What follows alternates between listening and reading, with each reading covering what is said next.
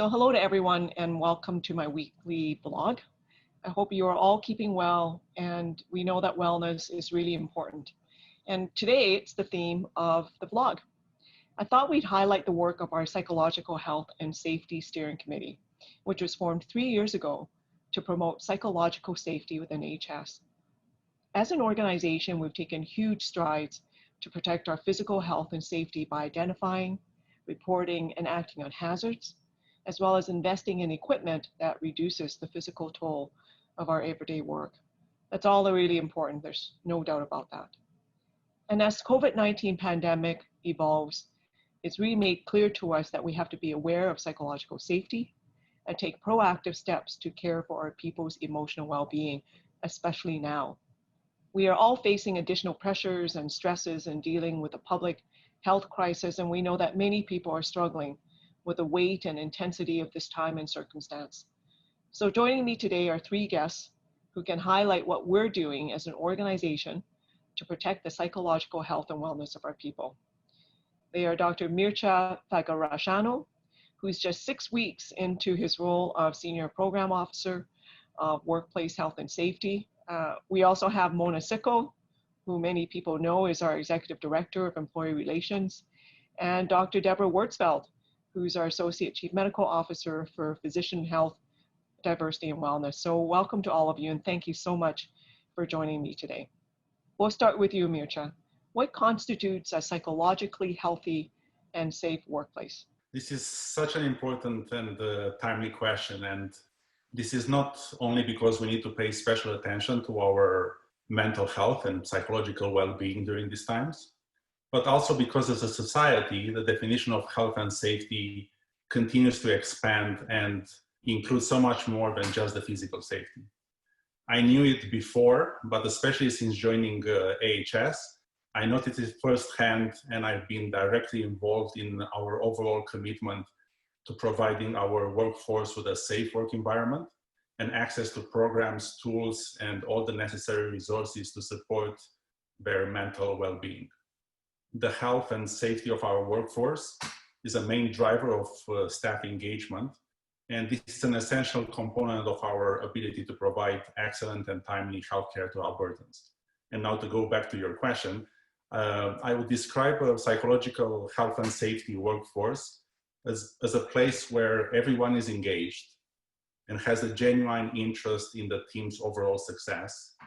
We all feel valued and appreciated for our contributions. We know that those around us care about our overall well-being. I would say it's also a place where we feel safe. We feel safe to ask questions, to provide sincere feedback, that it's timely and respectful. Also a place where we are thriving, learning from others and learning from our own mistakes. And I would say for sure it's a place that's free of bullying, harassment, and discrimination. Mona, I mentioned in my opening remarks about the steering committee. Can you tell us a bit more about the work of this group? So the committee brings together leaders, staff, and our union partners from across the province to provide oversight, direction, and support for initiatives that contribute to safe, healthy, and inclusive workplaces. The committee also supports our workforce by providing resources and tools to help create psychologically safe workplaces and support their mental health. So moving over to you, Debrah, can you explain why this work is so important? Thank you, Verna, for that. Working in a psychologically healthy and safe environment, I think has always been important. I think it's become increasingly important now with other things that are going on in the environment, and certainly with COVID-19. Our patient and worker safety go hand in hand. We need to support our teams, the safety of our teams, and we need to strengthen how we provide patient and family-centered care. And we can do that through providing psychologically safe work environments.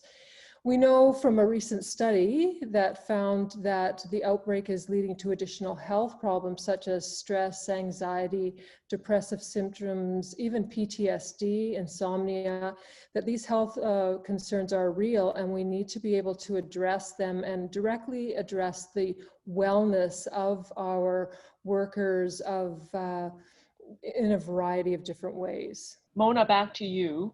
What is AHS doing to support and promote psychological safety in the workplace? Well, Verna, the Psychological Health and Safety Steering Committee has really been focused on refreshing the strategy for the next 3 years. We're going to focus on initiatives and support and work that can really focus at the organizational, the site, and the individual level to promote psychological health and safety. It includes, but isn't limited to, implementing an organizational commitment to support and protect the mental health of all of our workforce. Working to support and empower our leaders to create and maintain those psychologically healthy and safe workplaces, and providing accessible supports and education for all workers. There are many tools and resources available on Insight to support our people's physical and mental health and well-being. So Mircea, can you highlight some of the supports that are available for our people? I would say that AHS is truly a leader when it comes to providing resources and supports for our workforce. And they cover the full spectrum, ranging from pure prevention to ongoing support and ending with crisis intervention. Several main supports and resources include, but they are not limited to, the EFAP program, our Employee and Family Assistance Program. It includes the crisis management services, iVolve, an online service for depression and anxiety support, a key person advice line for leaders, as well as wellness check-in sessions for group discussions. We've received and continue to receive excellent feedback when it comes to our EFAP suite of services.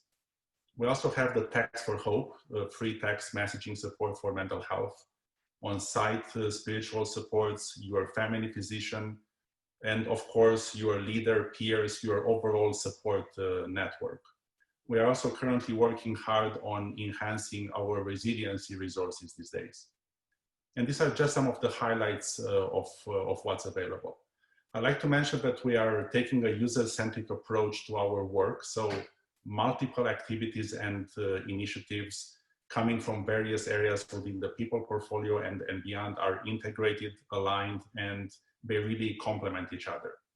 I encourage the viewers to check our resiliency, mental health, and wellness resource guide posted on Insight.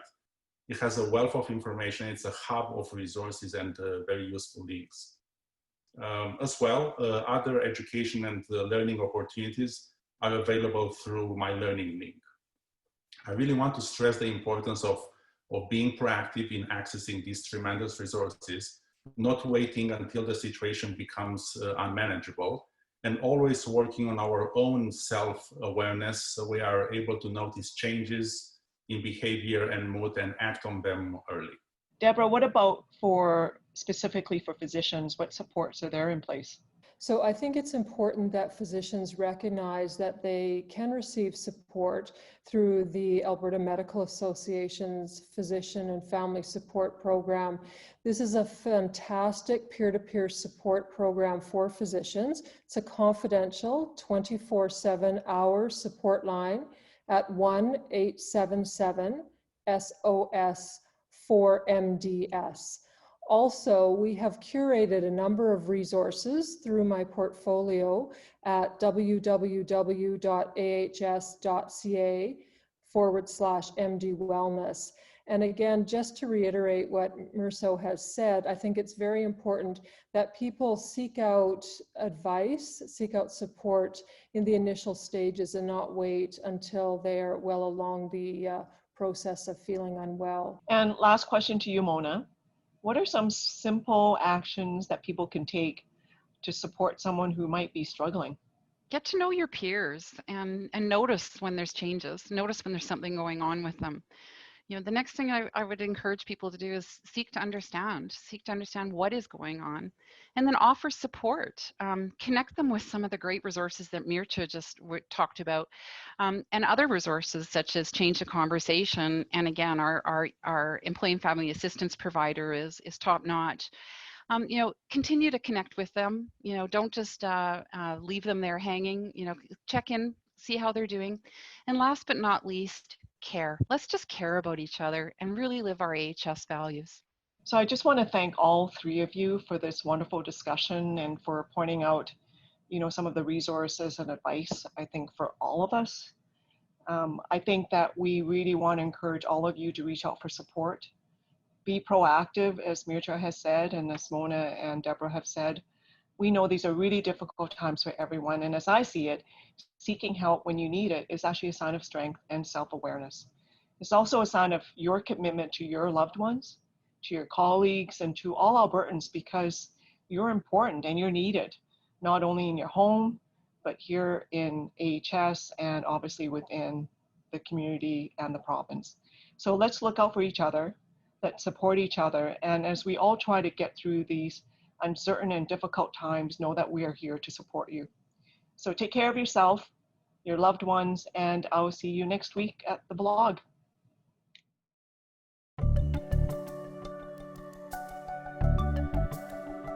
Together, we do amazing things every day.